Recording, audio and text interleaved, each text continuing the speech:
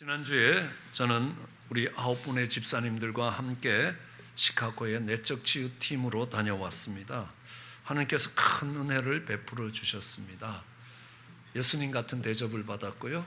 또 마지막 날에는 식사를 사주실 분들이 너무 많아갖고 교통 정리를 하느라 많이 어려웠습니다. 또 그 교회가 앞으로 교회 이름을 링컨샤이 아름다운 교회로 바꾸겠다고 하시는 말씀을 듣고 돌아왔습니다. 많은 분들 마음속에 묻어두었던 상처들을 발견할 수 있었습니다. 그 상처들은 쓴뿌리가 되었고요. 그 쓴뿌리는 상식으로 이해할 수 없는 행동들을 만들었고, 그 행동들은 아름다운 관계를 파괴시켰습니다. 부모와 자식의 관계가 파괴되고, 형제와 자매의 관계가 파괴되고, 이웃과의 관계가 파괴가 되었습니다. 그 상처들로 인하여 믿음에 굳게 서지 못하였습니다. 낙심하고 좌절하고 때로는 믿음의 길을 떠나서 방황하기도 합니다. 넘어집니다. 그리고 다시 일어나기를 힘겨워하고 있습니다. 그러나 같이 갔던 우리 형제 자매님들이 간증했습니다. 광야 같은 인생길에서 넘어졌던 아픔을 나누었습니다. 그 가운데서 하나님이 어떻게 회복시켜 주셨는지, 어떻게 우리를 다시 살리셨는지 간증했습니다. 그러자 그들 속에서도 소망이 생겼습니다. 자신들의 깊은 아픔들을 고백하며 하나님께서 고치시기를 기도로 부탁했습니다. 그 기도를 들으면서 하나님께서 저들의 영혼을 소생시키실 것이라는 확신이 생기기 시작했습니다. 오늘 다윗은 고백합니다. 여호와가 나의 목자시니 내가 부족함이 없다라고 고백합니다. 주님이 나를 푸른 초장에 누이시고 쉴만한 물가로 인도하십니다. 그뿐 아니라 내 영혼을 소생시키신다는 겁니다. 하나님의 이름을, 하나님의 명예를 걸고 우리를 의의 길로 인도하시기 전에 먼저 하시는 것이 우리 영혼을 소생시키신다는 겁니다. 목자가 그 양떼를 어떻게 소생시키는가라는 것들을 통해서 우리 주님이 때로는 낙심하고 때로는 좌절하고 때로는 상처로 무너져 내린 신앙에서 넘어져 있는 우리의 영혼을 어떻게 살려내시는가, 어떻게 회복시키시는가를 배워가고자 합니다. 양은 여러 가지 특성이 있지만 그 중에 하나가 다리가 짧습니다. 이 짧은 다리를 갖고 살기 때문에 빨리 달리지도 못하는 것도 있지만요, 잘 넘어진다는 겁니다. 쉽게 넘어집니다. 쉽게 미끄러집니다. 미끄러져 굴러가다가 뒤집어지기도 합니다. 나동그러지기도 하죠. 이 양떼들이 나동그러지면 또 이 다리가 짧기 때문에 다시 일어서기가 어렵습니다. 한번 상상해 보십시오. 내 다리를 허공에 들고 막 흔들어댑니다. 맴매하고 소리를 지릅니다. 그러나 그 속에는 두려움과 정말 불안과 좌절감이 싹트게 되어 있습니다. 양떼들이 이렇게 넘어지면 굉장히 곤란한 일들이 많이 생깁니다. 왜냐하면 우선 뜨거운 햇빛이 배를 비추기 시작하면 하루를 견디지 못합니다. 수분이 탈수가 되고요, 구름이 생기고 또 비가 내리면 한 이틀 3일을 버티지만 그렇지 못하면 한나절을 못 버티고 탈수로 죽게 됩니다. 그뿐만 아니라 이렇게 거꾸로 누워서 막 다리를 흔들어대면 그 양의 윗속에는 가스가 차기 시작합니다. 그 가스가 차올라오면 이 몸에서부터 가장 먼 곳에서부터 마비가 일어납니다. 그 마비가 진행되어서 마침내 심장에까지 와서 목숨을 잃기도 합니다. 이 잃어버린 양들, 넘어진 양들을 찾는 건 목자만이 아니라는 겁니다. 독수리도 있습니다. 들깨도 있습니다. 이리도 있습니다. 사나운 짐승들이 그 넘어진 양을 노리고 있는 겁니다. 그래서 목자는 그 주변에 독수리가 맴돌거나 말똥가리가 돌기 시작하면 긴장해야 됩니다. 어딘가 양떼가 뒤집어져 있는 곳이 있겠다라는 생각입니다. 오늘 한번 생각해 봐야 합니다. 어떤 양들이 넘어지는가, 어떤 양들이 뒤집어지는가, 그래서 죽음의 길로 끌려가고 있는가라는 것들을 살펴봐야 합니다. 건강한 양도 얼마든지 넘어질 수 있습니다. 어떤 양이 다른 양들보다 쉽게 넘어지느냐 하면 첫 번째 그 넘어지는 양의 특성은 좀 편안한 곳에 가서 쉬어야 되겠다라고 생각하는 양떼들이 넘어진다는 겁니다. 그러니까 아무도 없는 곳에 가서 우묵하게 들어간 곳에 이렇게 가서 누우면 보이질 않습니다. 그러니까 다른 사람들의 방해를 받지 않고 쉴 수 있겠다 해서 쉴 곳을 찾아가는 그 양떼들이 넘어진다는 겁니다. 우선 편안한 곳은요, 여러분들이 그러니까 아주 부드럽고 편안한 침대 위에 서 보십시오. 무게중심을 잡기가 참 어렵습니다. 딱딱한 땅 위에 섰을 때는 그러니까 쉽게 걸어갈 수 있고 이렇게 할 수 있지만 부드러운 침대 위에서 서 있는다는 것은 굉장히 어렵습니다. 그 위를 걷는다는 건 힘들다는 겁니다. 넘어질 수밖에 없다는 겁니다. 그렇게 쉴 곳을 찾고 남들이 찾지 않는 구석진 곳을 찾다 보면 넘어지게 된다라고 이야기합니다.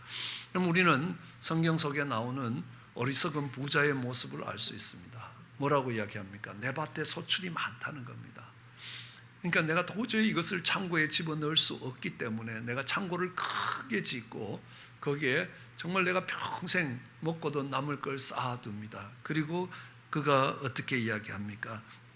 내 영혼아, 여러 해 쓸 물건을 많이 쌓아두었으니 평안히 쉬고 먹고 마시고 즐거워하자는 겁니다. 이게 사고가 나는 지점입니다. 내가 이제는 너무 힘들었어요. 평안히 쉬고 먹고 마시고 이제 즐거워할 것이라 라는 것입니다. 그때가 영적인 위기의 때입니다. 그때가 죽음이 가까이 오는 때입니다. 하나님이 말씀하십니다. 이 어리석은 자야, 내가 오늘 내 영혼을 취하면 이게 누구 것이 되겠냐는 겁니다. 어느 목사님이 그렇게 이야기합니다. 감옥에서 천국생활로라는 책을 쓰신 목사님이 교회는 없지만 본인은 매일 아침 새벽 예배를 드렸다고 이야기합니다. 어느 날 아침에 일어나는 게 너무 힘들어서 하나님, 오늘은 그냥 푹 쉬면 안 될까요? 그러니까 하나님이 그럼 앞으로 푹 쉬게 해주랴. 그래서 아닙니다, 할 일이 좀 남아 있습니다 하고 벌떡 일어났다고 이야기를 하십니다. 그렇죠?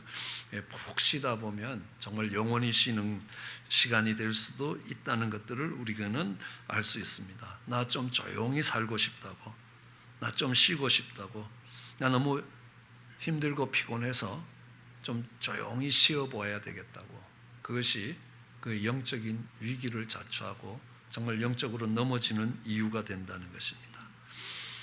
또 양떼들이 쉽게 넘어지는 이유는, 양은 멀리서 보면 이렇게 깨끗한 하얀 털을 갖고 있는 동물로 보이지만 가까이 가면 그 털이 보기보다는 지저분하다는 겁니다.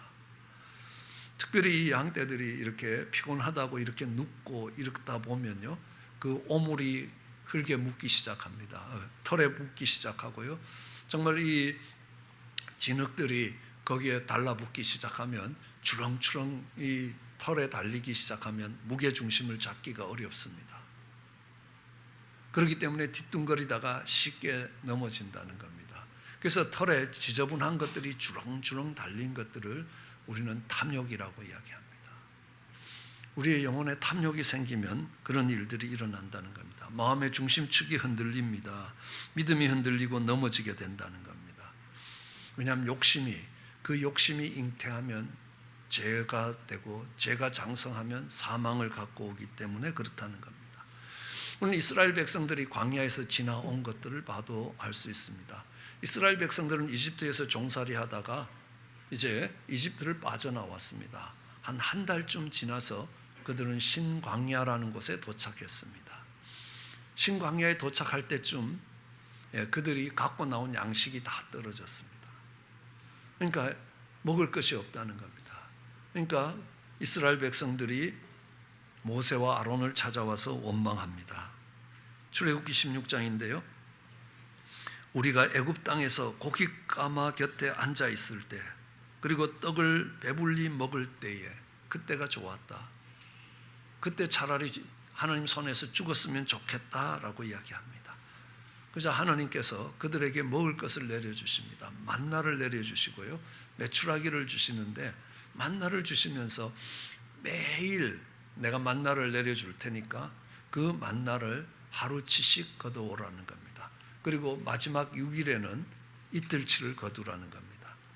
그럼 이스라엘 백성들이 만나를 거두러 가서 하루치만 거두었겠습니까? 아니죠. 왕창 거두었습니다. 그리고 먹고 남는 거는 내일 먹어야지 그러는데 내일 먹는 게 아니라 다 썩어버리더라는 겁니다. 이게 욕심이라는 겁니다. 결국 썩어서 버리게 되더라는 겁니다. 그뿐만이 아닙니다. 그리고 그들은 시내산에서 정말 하느님의 임재를 체험하고 십계명을 받고 이제는 하느님 백성으로 이 약속의 땅을 향하여 진군해 갑니다. 약속의 땅을 진군해 가서 얼마 되지 않아서 며칠이 지나지 않아서 그들은 다시 먹을 것이 없다고 원망합니다. 이제는요 먹을 것이 없어서 원망하는 게 아닙니다. 매일 만나가 내리는데요 이건 너무 지겹다는 겁니다. 충분히 이해는 할 만합니다. 아무리 맛있는 거라도 매일 먹어보면 몇 달만 먹으면 지겨울 겁니다. 지겹다는 겁니다. 그리고 그들이 이야기합니다. 우리 정력이 쇠하여진다는 겁니다. 고기를 먹어야 되겠다. 그러니까 하나님이 그들에게 메추라기를 보내주셨습니다. 민수기 11장 32절에 보면요. 이 백성들이 메추라기를 거두러 나갔습니다. 백성이 일어나 종일 종야 그 이튿날도 종일토록 메추라기를 모았다는 겁니다.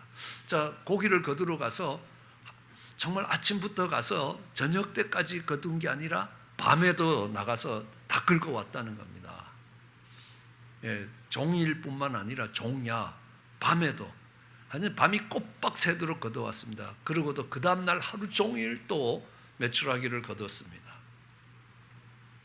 그래서 진 사면에 이제 펴두었습니다. 그런데 하나님이 뭐라고 이야기하셨냐면 그 고기가 아직 이 사이에 씹히기 전에 하나님이 진노하셔서 그들에게 재앙을 내리셨습니다. 왜요? 탐욕이라는 겁니다. 탐욕이라는 겁니다. 그런데 그 사람들이 거둬온 메추라기가 얼마나 되느냐? 아무리 적게 모은 자도 10호멜이라는 겁니다. 한 호멜이 어느 정도냐 하면 낙이 한 마리가 실을 수 있는 최고의 양이라는 겁니다. 그것이 한 호멜입니다. 오늘날로 보면 약 한 230리터라는 겁니다. 그걸 부피로 계산할 때 한 호멜은 230리터입니다. 그러므로 그들이 메추라기를 거둬들였는데 230리터가 아니라 2300리터, 가장 적게 거둔 사람이 10호멜을 거뒀다는 겁니다. 2300리터를 거둬들였다. 잘 계산이 안 되면요, 우리가 마시는 2리터짜리 코카콜라 병으로 가득 채워서 1150개가 서 있는 걸로 보시면 됩니다. 제가 어제 저녁에 가서 코카콜라를 1150개 사올까 그러다가 참았습니다. 이게 다 소화가 안 될 것 같아서. 그렇지만 한번 쌓아보시면요 어마어마한 양이 될 것입니다.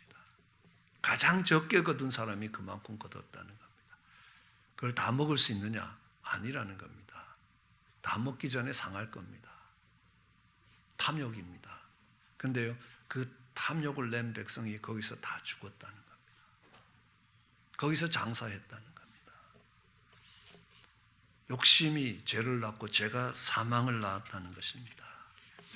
그래서 욕심으로 가득한 양들은 넘어질 수밖에 없다는 겁니다. 욕심이 더덕더덕 붙어 있는 그들 넘어진다는 겁니다. 오늘 목사님이 이야기하십니다. 욕심이 아니라 주를 향한 열심으로 살아야 된다는 겁니다. 그리고 잘 넘어지는 양은 살이 쪄서 뚱뚱한 양들이 잘 넘어집니다. 그리고 특별히 살이 쪄서 뚱뚱한 양은 넘어진 뒤에 절대로 못 일어납니다.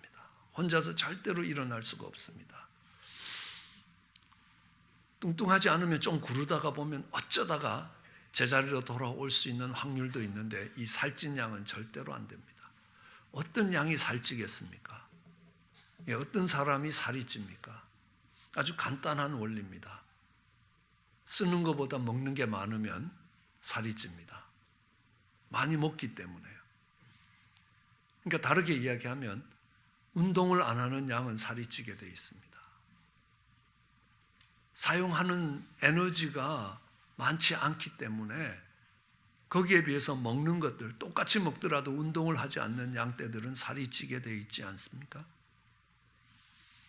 우리는 먹는 음식을 이야기할 때 우리는 그것을 말씀이라고 이야기합니다. 말씀은 영의 양식이라고 이야기합니다. 그 말씀을 소화시키기 위해서 우리는 산소를 몸에 공급해야 합니다. 그걸 호흡이라고 이야기합니다.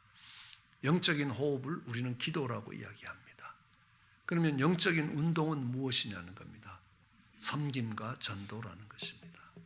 그것이 없으면 영적으로 비대해지는 겁니다. 교회가 많은 사람들이 모이긴 하지만요, 그 속에서 거듭나는 영혼들과 또 복음이 전해지는 이런 영적인 섬김과 전도가 없으면 그것은 비대한 교회가 될 겁니다. 그리고 그 넘어지면 다시 일어날 수가 없습니다. 자, 이 양떼들이 이렇게 넘어졌을 때에 그 목자는 황급하게 그 양떼를 찾아가야 합니다. 말씀드렸던 것처럼 그 뜨거운 햇빛 아래서 한나절이 지나가면 그 양떼는 탈수로 인해 죽게 되는 것입니다. 또 조금만 더 늦으면 배에 차오르는 가스 때문에 온몸이 마비가 되어서 그 심장마저 마비가 되어서 죽게 되는 겁니다. 조금만 늦으면 독수리나 정말 들깨나 이리와 같은 사나운 짐승들이 물어가게 되는 겁니다. 그러므로 황급히 찾아가야 합니다. 그러기 위해서 이 목자는 언제나 그 양떼들이 어디에 있는지, 얼마나 지금 잃어버렸는지를 확인해야 됩니다. 그래서 목자는 하루에도 3번씩 그 양떼가 어디 있는가를 확인해야 됩니다. 100마리 정도 그 이상이 되는 양이 되면요, 한눈에 봐서 절대로 없어진 양을 찾아낼 수가 없습니다. 헤아려야 되는 겁니다. 그럼 다윗은 인구조사를 했다가 하느님께 큰 징계를 받게 됩니다. 다윗이 인구조사를 한 것은요, 이 세바의 난과 같은 이런 난이 일어나거나 전쟁이 일어날 때 내가 동원할 수 있는 군대의 실력이 얼마나 되는가, 자기 세력을 확인하기 위해서입니다. 그러나 목자는 그 잃어버린 양을 찾기 위해서, 그 양떼를 돌보기 위해서 부지런히 양의 형편을 살펴야 된다라고 이야기합니다. 그리고 우리가 부지런히 살펴야 되는 거 말씀드렸듯이 마귀가 우는 사자처럼 산길차를 찾아다닌다는 겁니다. 그렇기 때문에 빨리 마귀보다 더 빠르게 움직여서 찾아오지 않으면, 들깨나 일이나 독수리보다 더 빠르게 움직이지 않으면 그 양떼는 죽음을 맞이하게 된다는 겁니다. 그리고 가서 양을 찾았다고 해서 목자가 가서 반갑다고 꽉 잡아 세우는 게 아니라는 겁니다. 그러면요, 뱃속에 찬 가스 때문에 아주 심하게 고통을 받거나 아니면 죽는다는 겁니다. 양이 넘어져서 막 이렇게 한참 동안을 하고 나면 말씀드렸듯이 이게 빠져나가야 될 가스가 이 위에 차오르기 시작하는 겁니다. 그래서 양떼는 넘어진 양을 보고 바로 일으켜 세우면 안 된다는 겁니다. 어떻게 해야 되느냐 하면 그 사지부터 풀어서 마사지를 해줘야 되는 겁니다. 그래서 혈액순환을 열어놓고 작게 배에 있는 가스들을 뺀 후에 일으켜 세워야 되는 겁니다. 그러다 보니까요, 힘도 들고 시간도 많이 걸린다는 겁니다. 우리는 넘어지고 실족했던 그 영혼을 다시 회복시킬 때에 오랜 수고와 오랜 시간의 노력이 필요하다는 것입니다. 그냥 일어서 한다고 해서 일어설 수 있는 게 아니라는 것들을 알 수 있습니다. 조심스럽게 노력해야 한다는 겁니다. 그래서 잃어버린 양을 찾고자 하는 열정이 큰 만큼 오랜 시간 동안 천천히 온순하게 그 많은 노력이 필요하다는 겁니다. 죽은 나사로를 다시 살려올 때도 정말 그 속에 붕대들을 하나씩 풀어줘야 이 손발이 움직여지기 시작하는 것과 같다는 것입니다. 이게 거칠게 하면요, 양떼들은 많이 다칩니다. 야곱이 아버지 집으로 돌아올 때 많은 양떼들을 이끌고 돌아왔습니다. 그 형 에서가 말을 타고 와서 야, 내가 이 양떼들을 몰아주겠다는 겁니다. 그때 야곱이 뭐라고 이야기합니까? 형, 이 양떼들은 형이 말 타고 가는 것처럼 그 말의 속도로 하루만 밀면 다 죽을 거라는 겁니다. 내가 온순히 인도할 것이라고. 그러니까 형 먼저 아버지 집에 가 있으면 아버지 집에서 보겠다는 겁니다. 양이 워낙 연약하기 때문에 정말 이 특별히 잃어버렸다가 다시 찾은 양떼들이 연약함을 고려해서 시간을 두고 오랜 시간 동안 천천히 회복해 와야 된다는 것들을 이야기합니다. 그리고 목자는 그 양을 회복시키면서 한데 지박지 않습니다. 너 이게 또 사고 쳐서 이렇게 하느냐, 이게 아니라는 겁니다. 그보다 평소보다 더 따뜻하게, 더 정말 이렇게 다정하게 관리해 준다는 겁니다. 절대로 꾸짖지 않습니다. 왜냐하면요, 하나님도 그러십니다. 아담과 하와가 범죄한 후에 인간은 정죄를 받아서 죄를 떠나지 않습니다. 오히려 사랑을 받아서 죄를 떠나는 겁니다. 베드로 보십시오. 3년 동안 예수님과 함께 가다가 정말 예수님이 십자가에서 죽으신 후에 또 부활하신 주님을 목도하고도 어느 날 나는 고기 잡으러 간다. 그래서 11제자 중에 7제자를 데리고 세상으로 가버렸습니다. 실족한 겁니다. 믿음에서 넘어진 것입니다. 그런데 주님이 찾아와서 어떻게 하십니까? 너 베드로, 내가 너한테 베푼 은혜가 얼만데 네가 이룰 수가 있냐? 이러지 않았습니다. 조반을 차려놓습니다. 네가 밤새 고기 잡았는데 한 마리도 못 잡지 않았느냐? 배고프지 않느냐는 겁니다. 먹으라는 겁니다. 베드로는 그 눈물로 그 조반을 먹습니다. 가룟 유다만도 못한 자신을 위하여 주님이 차려주신 그 조반을 먹어야 되는 겁니다. 가룟 유다가 예수님이 무죄라고 주장하는 자리에 예수님을 저주하며 부인하던 자신을 위하여 차려준 조반을 눈물로 먹는 것입니다. 그 사랑에 감격해서 이제 주님을 따라가는 사람이 되는 겁니다. 그렇게 해서 목자가 되었을 때요, 이 베드로는 넘어지는 사람들을 손가락질할 수가 없습니다. 넘어지는 자를 정죄하지 않습니다. 나도 그렇게 연약했다는 겁니다. 그러므로 넘어지는 양떼들을 끌어안고 또 그들과 함께 걸어갈 수 있게 되기 때문입니다. 엘리야도 그렇습니다. 갈멜산에서 850의 바알과 아세라 선지와 대결을 해서 정말 위대하신 하나님의 능력을 경험했습니다. 그러고도 24시간이 안 돼서 광야 로뎀나무 아래 가서 날 죽이시라는 겁니다. 차라리 내가 죽는 게 낫다라고 이야기합니다. 아마 제가 하나님이었으면 엘리야는 거기서 죽었습니다. 그런데 아니라는 겁니다.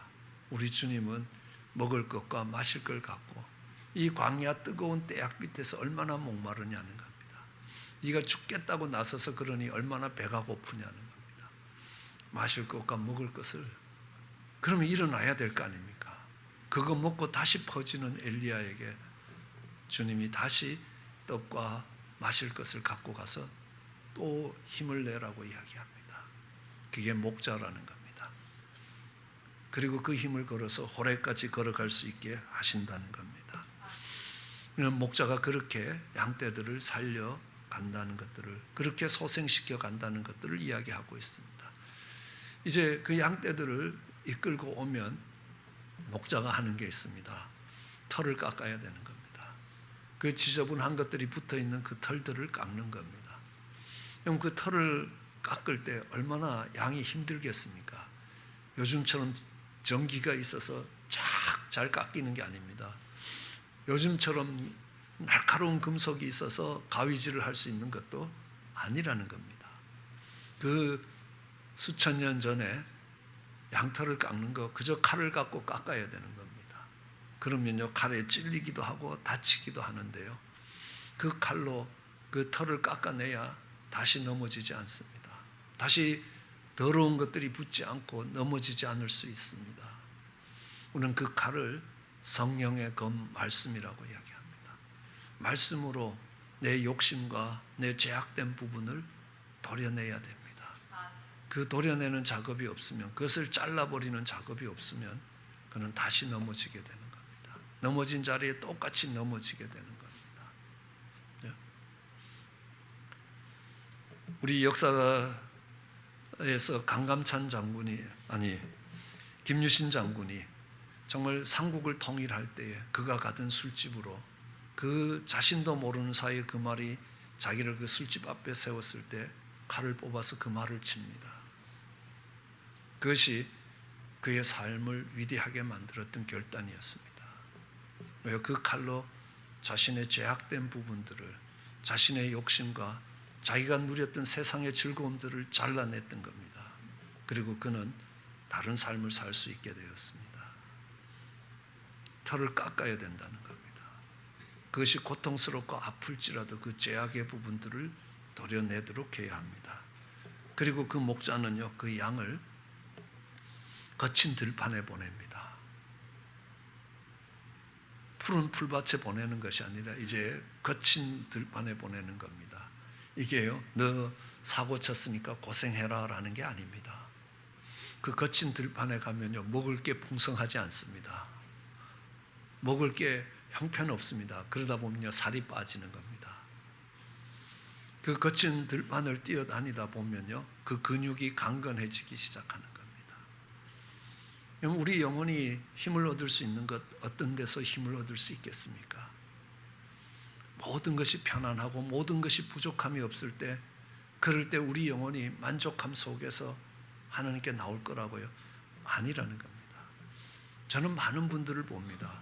이민 와서 삶이 어렵고 내일 먹을 양식이 없을 만큼 힘들어질 때에 하나님 앞에 나와 부르짖고 정말 하나님의 은혜를 받는, 그리고 하나님으로 인하여 하루하루를 넘어가는 분들을 봅니다.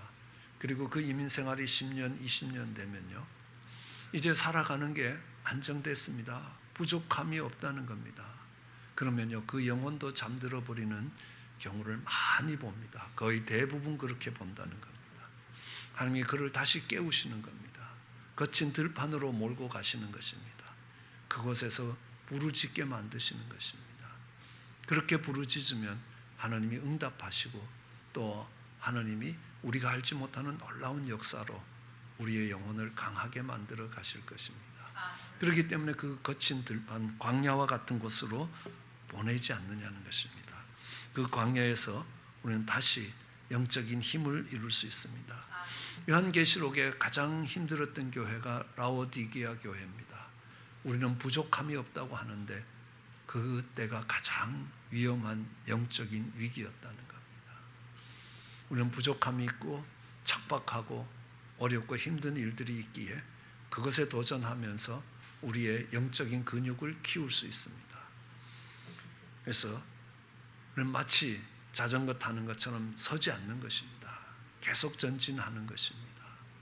목자의 역할은 그렇다고 생각합니다. 그래서 교회로 하여금 계속 전진해 갈 수 있도록 계속 일들을 만드는 목사를 너무 꼴미워하지 않기를 부탁드립니다. 그래야 영혼이 살 수 있다는 겁니다. 그래야 그 영이 하나님을 바라볼 수 있고, 그래야 그 영혼이 하나님이 역사하시는 힘이 어떤 것인지, 하나님의 놀라운 역사가 얼마나 위대한 것인지를 경험하며 또 새로운 도전들을 이루어가면서 갈 수 있을 것이라는 겁니다. 그래서 정말 그 힘든 길이지만 주님이 나를 단련하신 후에 내가 정금같이 나오게 될 것이라 라는 고백을 합니다. 우리는 기대가 무너질 때 넘어집니다. 현실이 어려울 때 넘어집니다. 그러나 하나님이 거친 들판에서 훈련을 시키고 계시다는 것입니다. 고달픈 일상이 될 수도 있습니다. 그러나 그 후에는 무기력한 양이 아니라 정말 힘을 가지고 어떤 어려움도 이겨낼 수 있는 그 인내와 소망 가운데 살아가는 하나님의 사람이 될 수 있을 것입니다. 하나님 그렇게 우리를 소성해 가십니다. 우리 주님이 그렇게 우리를 인도해 가시면서 우리의 영혼을 소성케 하십니다. 하나님이 허락하신다면 하나님이 우리에게 맡겨진 자녀들을, 또 하나님이 맡겨진 믿음의 어린 양떼들을 그렇게 인도해가는 목자가 되기를 원합니다.